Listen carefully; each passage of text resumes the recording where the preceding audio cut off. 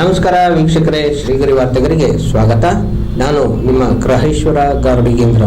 ದಿನಾಂಕ April 11, 2026ರಂದು green birds ಆಗೋ ಫಾರ್ಮ್ಸ್ನಿಂದ ವಂಚನೆಗೊಳಗಾದ ವರುನಗರದ gun house ಬಳಿಯ ಕುವೆಂಪು ಉದ್ಯಾನದಲ್ಲಿ ಆಯೋಜಿಸಿದ್ದ ಸಭೆಯಲ್ಲಿ ಕುರುಬೂರು ಶಾಂತಕುಮಾರ್ ಮಾತನಾಡಿದರು.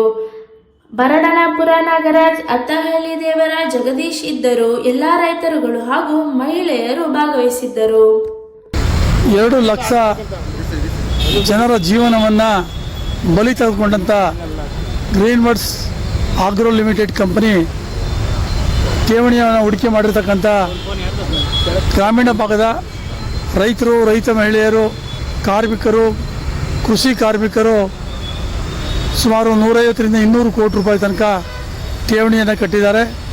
ಆ ಠೇವಣಿಯನ್ನು ಮೋಸ ಮಾಡಿದಂಥ ಸಂದರ್ಭದಲ್ಲಿ 2013 ಇಸ್ವಿನಲ್ಲಿ ಇದೇ ಮುಖ್ಯಮಂತ್ರಿ ಸಿದ್ದರಾಮಯ್ಯವರು ಆಸ್ತಿಗಳನ್ನು ಜಪ್ತಿ ಮಾಡಬೇಕು ಅಂಥೇಳಿ COD ತನಿಖೆಯನ್ನು ಮಾಡಿಸಿ ಆಸ್ತಿಗಳನ್ನು ಮುಟ್ಗೋಲು ಹಾಕೊಂಡ್ರು.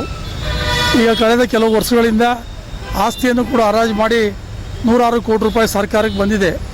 ಅದಕ್ಕೆ ಒಂದು ಸಕ್ಷಮ ಪ್ರಾಧಿಕಾರ ಅಂತ ಮಾಡಿದ್ದಾರೆ. ಸಕ್ಷಮ ಪ್ರಾಧಿಕಾರದವರು ಹಣವನ್ನು ಠೇವಣಿದಾರರಿಗೆ ಕೊಡಬೇಕಾದದ್ದು ಅವ್ರ ಕರ್ತವ್ಯ. ಆದರೆ ವಿಳಂಬವಾಗಿ ನಿರ್ಲಕ್ಷ್ಯ ಧೋರಣೆಯನ್ನು ತಾಳಿ ಗ್ರಾಮೀಣ ಮಹಿಳೆಯರಿಗೆ ತುಂಬ ಅನಾನುಕೂಲವನ್ನು ಮಾಡ್ತಾಯಿದ್ದಾರೆ. ಈ ಗ್ರೀನ್ ಬರ್ಡ್ಸ್ ಠೇವಣಿದಾರರಲ್ಲಿ ಹಣ ಕಟ್ಟಿದಂಥ ಸುಮಾರು 25ಕ್ಕೂ ಹೆಚ್ಚು ಜನ ಮಹಿಳೆಯರು ತಮ್ಮ ಪ್ರಾಣವನ್ನೇ ಕಳ್ಕೊಂಡಿದ್ದಾರೆ. ಭಾಳಷ್ಟು ಜನ ಹಳ್ಳಿಯ ಊರನ್ನು ತೊರೆದು ಬೇರೆ ಬೇರೆ ಕಡೆ ಹೋಗಿ ಕೆಲಸ ಮಾಡ್ತಾಯಿದ್ದಾರೆ.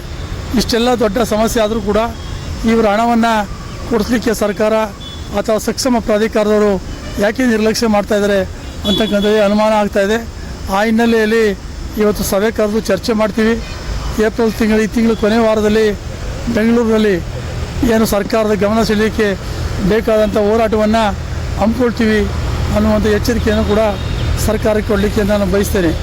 ದಿನಾಂಕವನ್ನು ಸಭೆಯ ನಂತರ ತೀರ್ಮಾನ ಮಾಡಿ ತಿಳಿಸ್ತೀವಿ ಅನ್ನುವಂಥ ವಿಚಾರವನ್ನು ಹೇಳಲಿಕ್ಕೆ ನಾನು ಬಯಸ್ತೇನೆ. ಎಷ್ಟು ಕೊಡಬೇಕು?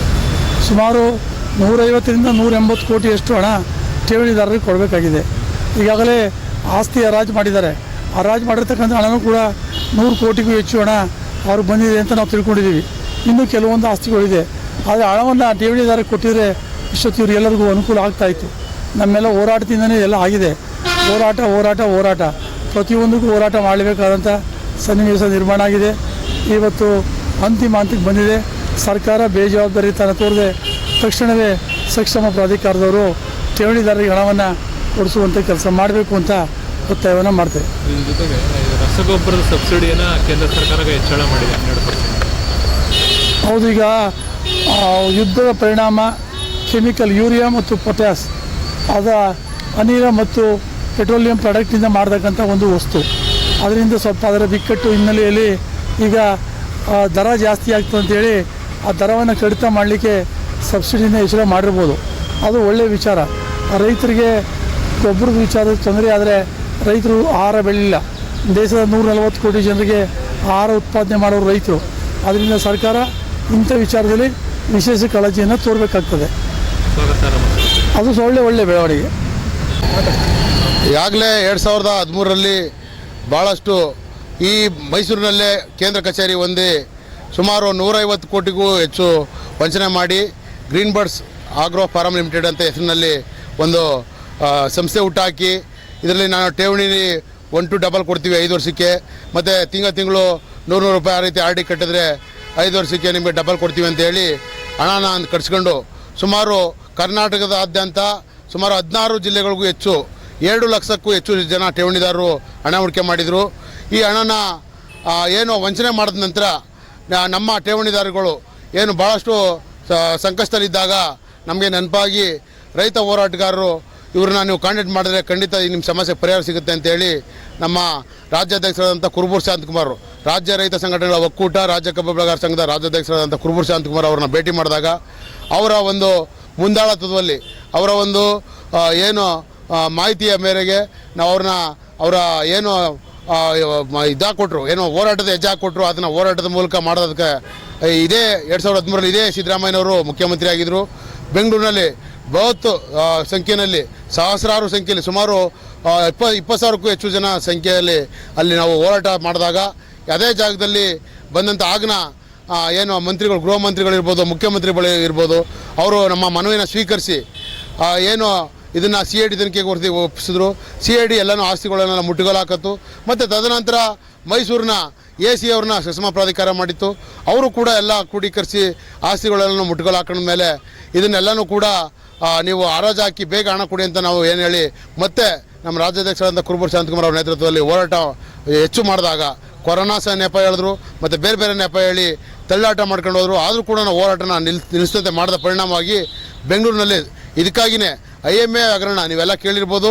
ಗೋಲ್ಡ್ ಮೇಲೆ ಹೂಡಿಕೆ ಮಾಡಿ ದುಡ್ಡು ಕೊಡ್ತೀವಿ ಅಂತೇಳಿ ಅವಾಗೆಲ್ಲ ದೊಡ್ಡ ದೊಡ್ಡ ಮಂತ್ರಿಗಳೇ ಅದರಲ್ಲಿ ಶಾಮೀಲಾಗಿರೋ ಆ ಕಂಪ್ನಿಗಳಲ್ಲಿ ಅಂಥ ಆ ಒಂದು ಕಂಪ್ನಿಯಲ್ಲಿ ಬೇಗ ಹಣ ಕೊಡಿಸೋಂಥ ಕೆಲಸ ಆದಾಗ ನಮ್ಮ ರಾಜ್ಯಾಧ್ಯಕ್ಷರು, ಇದೇ ರಾಜ್ಯಾಧ್ಯಕ್ಷರು ಅದಂಗೆ ಅದಕ್ಕೊಂದು ನ್ಯಾಯ ನಮಗೊಂದು ನ್ಯಾಯನ, ನಾವು 16 ವರ್ಷದಿಂದ ಹೋರಾಟ ಮಾಡ್ತಾಯಿದ್ವಿ, ಯಾಕೆ ನೀವು ಮಾಡಿಲ್ಲ ಅಂತೇಳಿ ನಮ್ಮ ಕಂಪ್ನಿನೂ ಕೂಡ ಇದನ್ನು ಕೂಡ ಬೇಗ ಕೊಡಿಸ್ಬೇಕು ಅಂತೇಳಿ ಒತ್ತಾಯ ಮಾಡಿದಾಗ ಇದೆಲ್ಲನೂ ಕೂಡ ಕ್ರೋಢೀಕರಿಸಿ ಬೆಂಗಳೂರಿನಲ್ಲೇ ಈಗಲೂ ಕೂಡ ಬೆಂಗಳೂರಿನಲ್ಲಿ ಎಲ್ಲ ಆಸ್ತಿಗಳನ್ನ ಏನು ವಶಪಡಿಸ್ಕೊಂಡಿದ್ರು ಸುಮಾರು 95% ಅಷ್ಟು ಸರ್ವೆ ಜಮೀನು ಅಂದರೆ ಸರ್ವೆ ನಂಬರ್ ಇರೋಂಥ ಜಮೀನುಗಳೆಲ್ಲನೂ ಕೂಡ ಮಾರಾಟ ಆಗಿದೆ. ಜೊತೆಗೆ ಇನ್ನೂ ಬಿಲ್ಡಿಂಗ್ಗಳು ಹಂಗೆ ಇದೆ, ಮತ್ತು ಸೈಟ್ಗಳಾಗೆ ಇದೆ, ಬೆಲೆ ಬೇಡಂಥ ಜಾಗಗಳದು. ಮತ್ತು ಜೊತೆಗೆ ಆ ಕಾರ್ಗಳೆಲ್ಲ ಸೀಜ್ ಮಾಡಿದರು. ಅವಾಗೆಲ್ಲ ಬೆಲೆ ಬೇಡಂಥ ಕಾರ್ಗಳು, ಐಷಾರಾಮಿ ಕಾರ್ಗಳಲ್ಲಿ ಓಡಾಡ್ತಾಯಿದ್ರು ಆರೋಪಿಗಳು. ಅದೆಲ್ಲ ಕಾರ್ಗಳನ್ನು ಕೂಡ ಇನ್ನೂ ಕೂಡ ಹರಾಜು ಆಗ್ತಂತ ಇಟ್ಕೊಂಡಿದ್ದಾರೆ. ಮತ್ತು ಈಗೇನು ಕ್ರೋಢೀಕರಿಸಿ ಹರಾಜು ಹಾಕಿ ಹಣ ಬಂದಿದೆ, ಹಣನ ತಕ್ಷಣ ಕೊಡಬೇಕು ಅಂತ ಹೇಳಿ ನಾವು ಈ ಒಂದು ಹೋರಾಟ ರೂಪಿಸಲಿಕ್ಕೆ ಬಂದಿರೋದು. ಏನು ಕಚೇರಿ ಏನು VV ಟವರ್ನಲ್ಲಿದೆ ಈ ಸಕ್ಷಮ ಪ್ರಾಧಿಕಾರ ಅಂತಾಗಿ ಇದಕ್ಕೋಸ್ಕರನೇ ಒಂದು ಕಚೇರಿ ಮಾಡಿದ್ದಾರೆ ಸರ್ಕಾರ. ಇದಕ್ಕೋಸ್ಕರನೇ ಒಬ್ಬರು IAS ಅಧಿಕಾರಿ ಕೂಡ ನೇಮಿಸಿದ್ದಾರೆ. ಅವರು ತತ್ಕ್ಷಣ ಈ ಒಂದು ಆಸ್ತಿ ಹರಾಜು ಹಾಕಿರೋಂಥ ಹಣನ ಠೇವಣಿದಾರರಿಗೆ ಕೊಡೋಂಥ ಕೆಲಸ ಆಗಬೇಕು ಅಂತ ಹೇಳಿ ನಮ್ಮ ಒತ್ತಾಯ. ಸುಮಾರು ಈ ರಾಜ್ಯಾದ್ಯಂತ 2 ಲಕ್ಷಕ್ಕೂ ಹೆಚ್ಚು ಜನ ಎಲ್ಲ ಕೂಲಿ ಕಾರ್ಮಿಕರು, ಬೀದಿ ಬದಿ ವ್ಯಾಪಾರಿಗಳು, ರೈತ ಮಹಿಳೆಯರು ಎಲ್ಲರೂ ಕೂಡ ಕಡು ಬಡವರೇ ಆಗಿದ್ದಾರೆ. ಸುಮಾರು ಬಹುತೇಕ ಜನ ಇದರಲ್ಲಿ ಹೂಡಿಕೆ ಮಾಡಿದಂಥವರು ಭಾಳಷ್ಟು ಜನ ಎದುರ್ಕೊಂಡು ಭಯದಲ್ಲಿ ಸುಮಾರು 25ಕ್ಕೂ ಹೆಚ್ಚು ಜನ ಆತ್ಮಹತ್ಯೆ ಮಾಡ್ಕೊಂಡಿದ್ದಾರೆ. ಸುಮಾರು ವಯೋಸಹಜವಾಗಿ ಸತ್ತಿರೋಂಥವ್ರು 100 ಜನ ಸತ್ತಿದ್ದಾರೆ, ಠೇವಣಿದಾರರು ಕೂಡ. ಇವರೆಲ್ಲರೂ ಕೂಡ ನ್ಯಾಯ ದೊರಕಿಸೋಂಥ ನಿಟ್ಟಿನಲ್ಲಿ ಕೆಲಸ ಮಾಡಬೇಕು ಅಂತ ಹೇಳಿ ಈ ಒಂದು ಹೋರಾಟ ರೂಪಿಸಲಿಕ್ಕೋಸ್ಕರ ಇವತ್ತು ಮೈಸೂರು, ಚಾಮರಾಜನಗರ, ಮಂಡ್ಯ, ರಾಮನಗರ, ಕೊಡಗು, ಕೋಲಾರ ಜಿಲ್ಲೆ ಇವಿಷ್ಟು ಮತ್ತು ಬಳ್ಳಾರಿ ಇದಿಷ್ಟು ಜಿಲ್ಲೆಗಳು ಸೇರಿ ಎಲ್ಲ ಮುಖ್ಯವಾದಂಥ ಕಾರ್ಯಕರ್ತರು ಇಲ್ಲಿ ಬಂದು ಸೇರಿದಿರಿ. ಈಗ ಇದೇ ತಿಂಗಳ ಕೊನೆಯಲ್ಲಿ ಒಂದು ದಿನಾಂಕ ನಿಗದಿ ಮಾಡಿ ಖಂಡಿತವಾಗ್ಲೂ ಕೂಡ ಅಲ್ಲಿ ಬೆಂಗಳೂರಿನಲ್ಲೂ ಕೂಡ ಹೋಗಿ ಆ ಕಚೇರಿಗೆ ಬಿಸಿ ಮುಡಿಸೋಂಥ ಕೆಲಸ ಮಾಡ್ತೀವಿ. ಮತ್ತು ಏನು ಠೇವಣಿದಾರರಿದ್ದಾರೆ ಅವ್ರು ಯಾರು ಕೂಡ ಆತಂಕ ಪಡಬೇಕಾಗಿಲ್ಲ. ಹಣ ವಾಪಸ್ ಬರೋವರೆಗೂ ಕೂಡ ನಮ್ಮ ರಾಜ್ಯಾಧ್ಯಕ್ಷರು ನಿದ್ದೆ ಮಾಡಲ್ಲ. ಈ ಒಂದು ಹೋರಾಟದಿಂದ ಹಿಂದೆ ಸೇರಿದಂಥ ಪ್ರಶ್ನೆನೇ ಇಲ್ಲ ಅಂತ ಹೇಳಿ ನಾನು ಹೇಳಲಿಕ್ಕೆ ಬಯಸ್ತೀನಿ. ಏನು ಅವರು ಕಳೆದ ವರ್ಷ ಆಕ್ಸಿಡೆಂಟ್ ಆಗಿ ಸಮಸ್ಯೆಯಲ್ಲಿದ್ದರೂ ಕೂಡ ಈ ಒಂದು ಹೋರಾಟದಲ್ಲಿ ಭಾಗವಹಿಸ್ತಾ ಇದ್ದಾರೆ. ನಮಗೆಲ್ಲರೂ ಕೂಡ ಹುಮ್ಮಸ್ಸು ತುಂಬ್ತಾ ಇದ್ದಾರೆ, ನಮಗೆಲ್ಲ ಮಾರ್ಗದರ್ಶನ ನೀಡ್ತಾ ಇದ್ದಾರೆ. ಅದರಿಂದ ನಾವು ಕೂಡ ಅವ್ರಿಗೆ ತುಂಬ ಹೃದಯದ ಧನ್ಯವಾದಗಳನ್ನ ತಿಳಿಸ್ತಾ ಈ ಒಂದು ಹೋರಾಟನ ಕೈ ಬಿಡಲ್ಲ ನಾವು ಹಣ ಸಿಗೋವರೆಗೂ ಅಂತ ಹೇಳಲಿಕ್ಕೆ ಬಯಸ್ತೀನಿ. ನಾನು ಗ್ರೀನ್ ಬರ್ಡ್ಸ್ ಕಾರ್ಯಕರ್ತರು ಹಾಗೂ ಠೇವಣಿದಾರರ ರಕ್ಷಣಾ ಸಮಿತಿಯ ರಾಜ್ಯ ಪ್ರಧಾನ ಕಾರ್ಯದರ್ಶಿ ಬರ್ಡನ್ಪುರ ನಾಗರಾಜ್ ಅಂತ. ಮತ್ತೆ ಮುಂದಿನ ವಾರ್ತೆಗರಿಯಲ್ಲಿ ಭೇಟಿಯಾಗೋಣ. ಶ್ರೀಗರಿ ನಿಮ್ಮ ಮನದಾಳದ ಗರಿ. ನಮಸ್ಕಾರ.